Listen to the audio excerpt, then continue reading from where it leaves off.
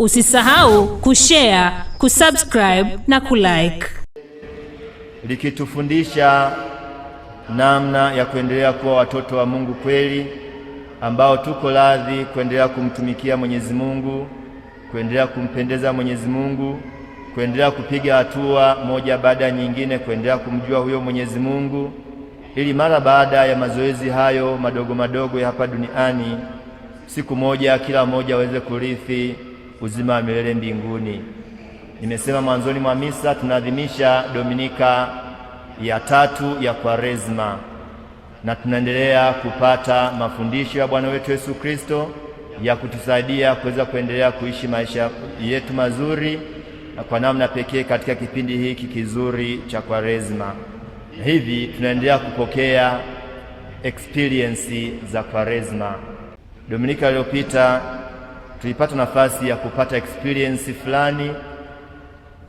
Harufu nzuri ya Dominika iliyopita iliyokuwa inatutaka kila moja kubadilika, kujipyaisha na kumsikiliza Yesu, kwa kuwa sauti ya Mungu ilimtambulisha Yesu kwamba yeye ndiye mwanaye mpendwa, tena anayependezwa naye, msikieni yeye.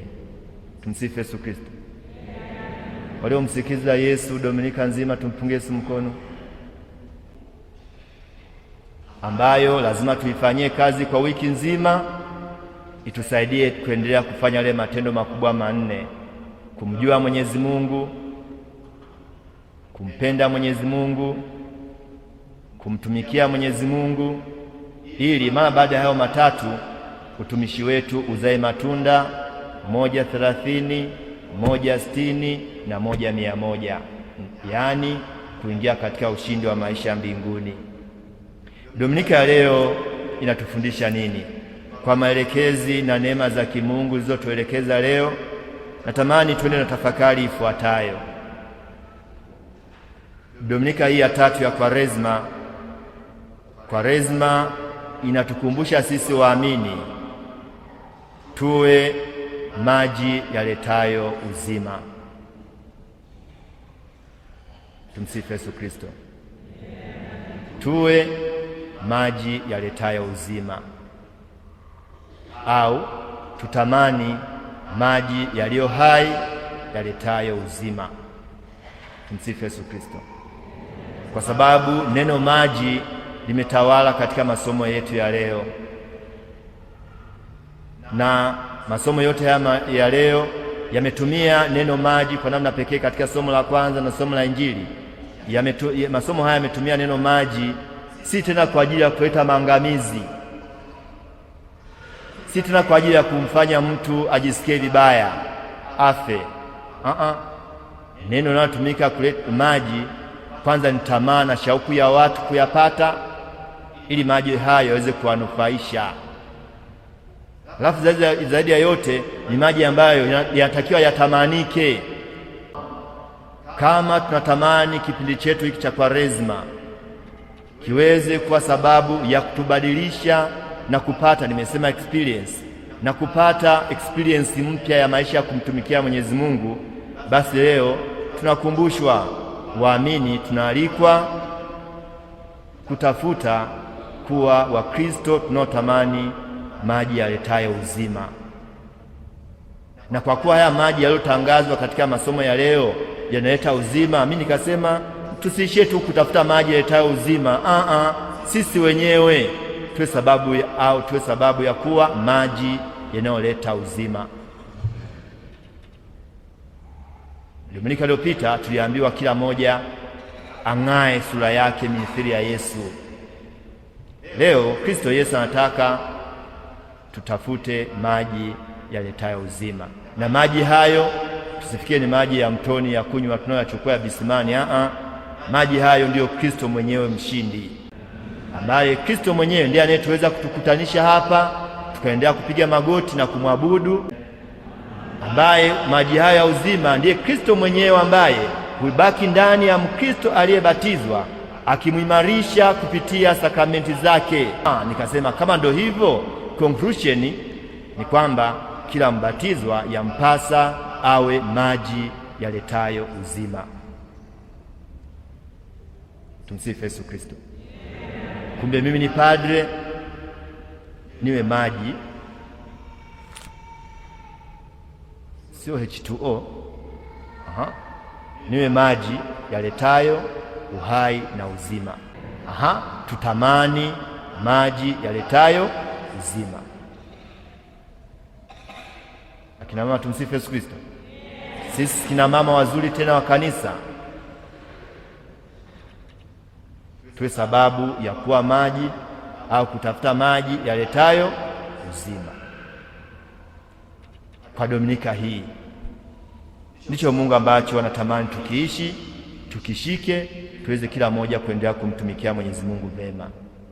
Na hivi tafakari ya kila mmoja wetu tunapojilinganisha na Kristo ambaye ndiye uzima wetu na ndiye anayetupa maji ya uzima, ajiulize, ni mara ngapi mimi nami nimekuwa sababu ya uzima kwa mwingine?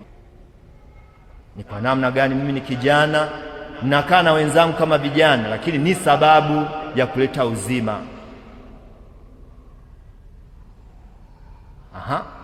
Mimi ni bosi mahali fulani, nafanya kazi yangu vizuri kwa uwezo wa Mungu ambaye amenikirimia kuwa mwalimu, kuwa nafanya kazi ofisini, ni bosi.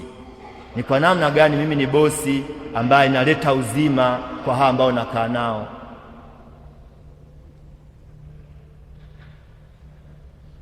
Ni kwa namna gani mimi ni mtoto wa familia?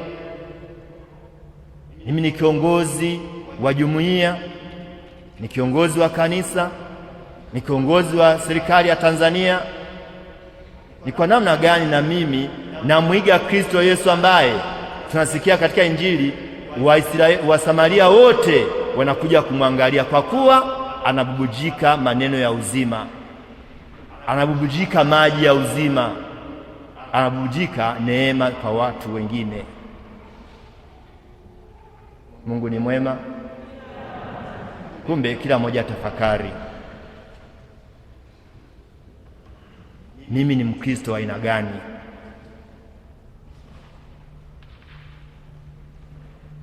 Na kama Mkristo naleta uzima gani? Na wafaa nini watu wasipate kiu? Nalifaa nini kanisa lisitindikiwe kunona mimi kama mbatizwa wake?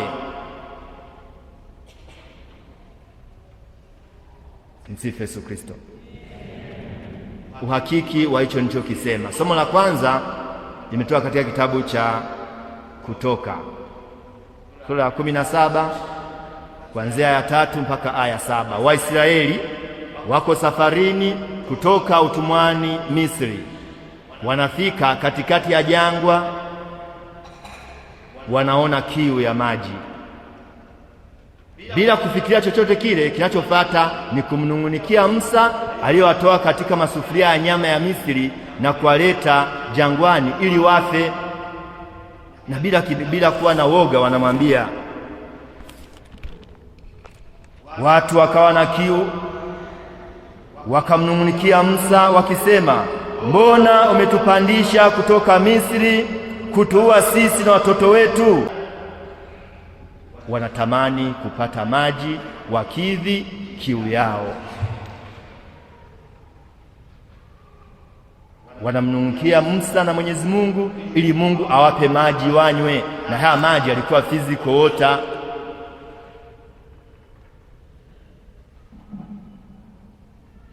Baada ya hapo Mwenyezi Mungu anamwambia Musa, basi fanya hivi, 1, 2, 3, chukua fimbo yako, piga mwamba, na mara baada ya kupiga mwamba utachukua maji, watakunywa maji na mifugo yao wataridhika. Lakini maji yakatokea, Waisraeli wakanywa, wakaendelea kumtukuza Bwana Mungu wao wa majeshi.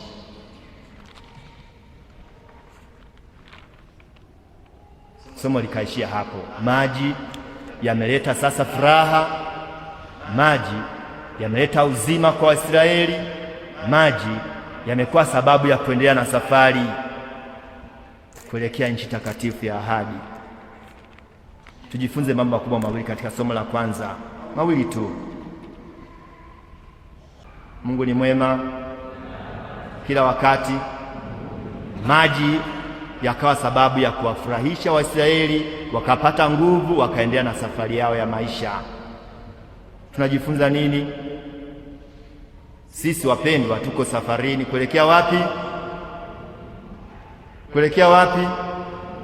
Mbinguni. Na hivi jangwa letu ni maisha tunayopitia kwa sasa.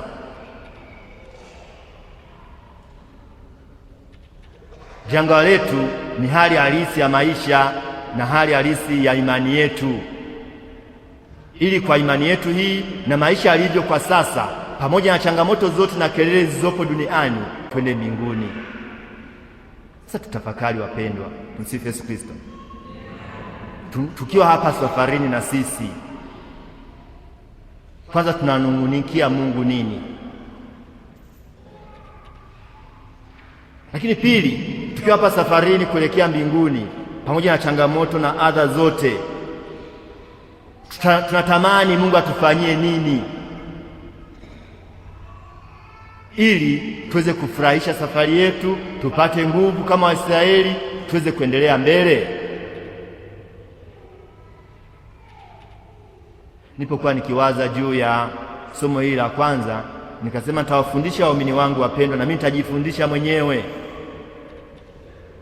Tukiwa hapa safarini na sisi katika jangwa la maisha ya kawaida na imani yetu, tutafuteni kuponywa kiu zetu kutoka kwa nani? Kwa Mungu. Tutafuteni kukidhi haja zetu katika mwanga wa kimungu. Tutafuteni kuthibitisha imani yetu katika neema za kimungu. Tufanye yote pamoja na changamoto zote, lakini twende tukamnung'unikie nani? Mungu. Tutafuteni kuponya kiu zetu katika Mungu wetu. Tuimarishe imani yetu katika kanisa letu, katika yale yote ambayo Mama Kanisa Mtakatifu anaendelea kutufundisha, ili sisi basi kama maji tuweze kuwa sababu ya kuleta huo uzima, tuweze kuwa sababu ya kuleta huo uponyaji, tuweze kukidhi kiu zetu. Mungu ni mwema kila wakati. Hapa tutafakari wapendwa. Naomba kila mtu asikilize. Waisraeli wanamnung'unikia Mwenyezi Mungu, wana adha na kiu na njaa ya kutamani maji waweze kuendelea na safari yao. Kwetu sisi kwa sasa hivi, njaa yetu na kiu yetu ni nini? Tumsifu Yesu Kristo. Eti mniambie. Mimi mkinijibu tu kwa mnavyonitazama nitakuwa napata majibu. Naomba kila mmoja aingie ndani ya dhamiri yake mwenyewe aone, what is my goal of my striving? Ni kitu gani ambacho basi na mimi nina kiu nacho, nina shauku kukipata?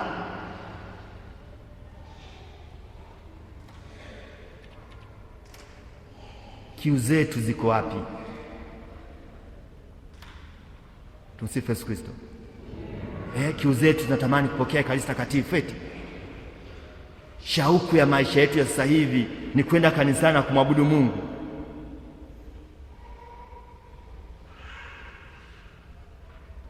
Ni kwenda jumuiani nikasali na wenzangu. Shauku ya kiu yangu ni ipi? Kutamani na mimi nifunge ndoa.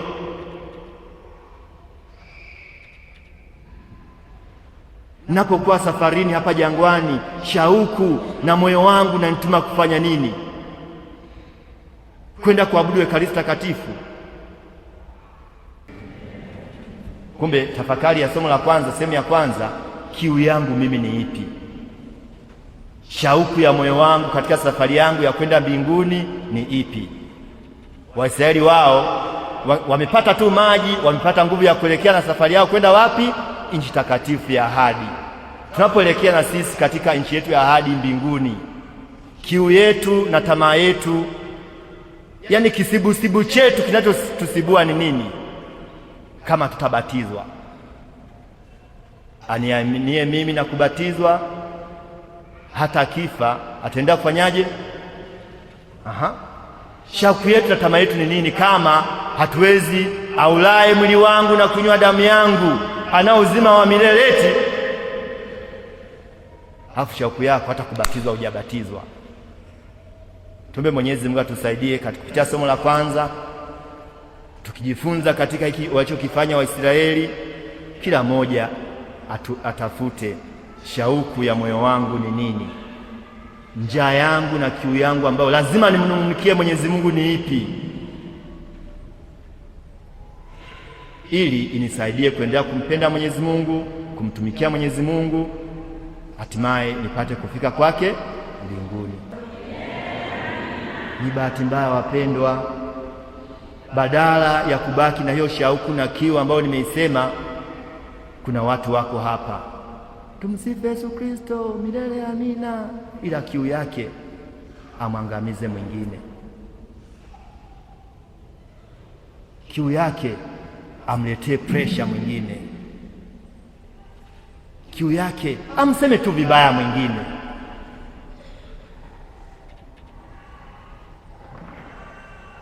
Kiu yake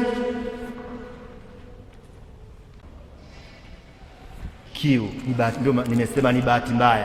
Baada ya kuendelea kuwa na kiu na njaa na shauku za kutamani kutenda matendo mazuri ya kimungu, shauku zetu, kiu zetu si katika mambo tena ya Mungu, yamebadilika kwenda kucheza mziki. Mungu ni mwema kila wakati. Ndio shauku yetu. Kwa jamaa anaweza kukesha kwenye mziki, my darling, tangu saa 1 mpaka saa 12, halafu kesho yake Jumapili akawa na hapati shauku ya kwenda wapi? Kanisani.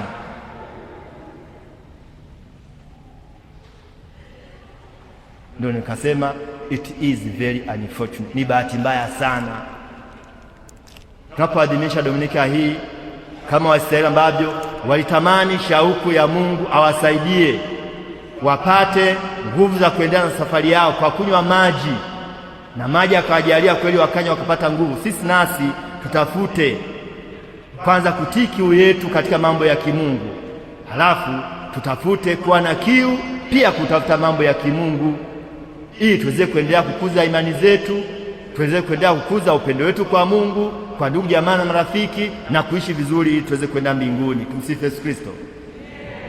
Tujifunze kwa mama Msamaria wa somo la Injili, ambaye yeye mara baada ya kutambua anaongea na Kristo Yesu mwenyewe, na Yesu amejitambulisha kwake kwamba yeye ndio Kristo Masia anayemtegemea. Kwanza anaendelea kumsikiliza, halafu neno lake linamuimarisha. Haikutosha, akatoka pale akaenda kuwaita wenzake wa Samaria, wakaja Waisraeli wanapoomba Mungu awapatie maji huko jangwani wakiwa safarini, Mwenyezi Mungu anakuwa sababu ya kutii kiu yao, ya kunywesha mifugo yao na kuondoa adha waliokuwa wameipata. Yawezekana walikuwa hata waogi. Tumsifu Yesu Kristo. Walikuwa wananuka wanuki, kumbe kwa maji waliowapata wakaoga, wakafurahia maisha. Mungu ni mwema kila wakati. Maji yakawa sababu ya kuwafurahisha Waisraeli, wakapata nguvu, wakaendelea na safari yao ya maisha. Tunajifunza nini? Sisi wapendwa, tuko safarini kuelekea wapi? Kuelekea wapi? Mbinguni. Na hivi jangwa letu ni maisha tunayopitia kwa sasa.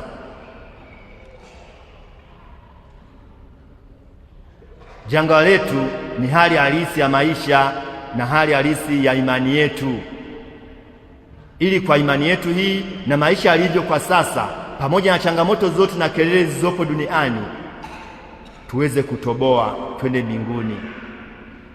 Sasa tutafakari wapendwa. Tumsifu Yesu Kristo. Tukiwa hapa safarini na sisi Kwanza tunanung'unikia Mungu nini? Lakini pili, tukiwa hapa safarini kuelekea mbinguni, pamoja na changamoto na adha zote, tunatamani Mungu atufanyie nini ili tuweze kufurahisha safari yetu, tupate nguvu kama Waisraeli, tuweze kuendelea mbele. Nilipokuwa nikiwaza juu ya somo hili la kwanza, nikasema nitawafundisha waumini wangu wapendwa, na mimi nitajifundisha mwenyewe. Tukiwa hapa safarini na sisi katika jangwa la maisha ya kawaida na imani yetu, tutafuteni kuponywa kiu zetu kutoka kwa nani? Kwa Mungu. Tutafuteni kukidhi haja zetu katika mwanga wa kimungu. Tutafuteni kuthibitisha imani yetu katika neema za kimungu. Tufanye yote pamoja na changamoto zote, lakini twende tukamnung'unikie nani? Mungu. Tutafuteni kuponya kiu zetu katika Mungu wetu. Tuimarishe imani yetu katika kanisa letu, katika yale yote ambayo mama kanisa mtakatifu anaendelea kutufundisha, ili sisi basi kama maji tuweze kuwa sababu ya kuleta huo uzima, tuweze kuwa sababu ya kuleta huo uponyaji, tuweze kukidhi kiu zetu. Mungu ni mwema kila wakati. Na hapa tutafakari, wapendwa. Naomba kila mtu asikilize. Waisraeli wanamnung'unikia Mwenyezi Mungu, wana adha na kiu na njaa ya kutamani maji waweze kuendelea na safari yao. Kwetu sisi kwa sasa hivi, njaa yetu na kiu yetu ni nini? Tumsifu Yesu Kristo. Eti mniambie mimi, mkinijibu tu kwa mnavyonitazama nitakuwa napata majibu. Naomba kila mmoja aingie ndani ya dhamiri yake mwenyewe, aone what is my goal of my striving. Ni kitu gani ambacho basi na mimi nina kiu nacho, nina shauku kukipata?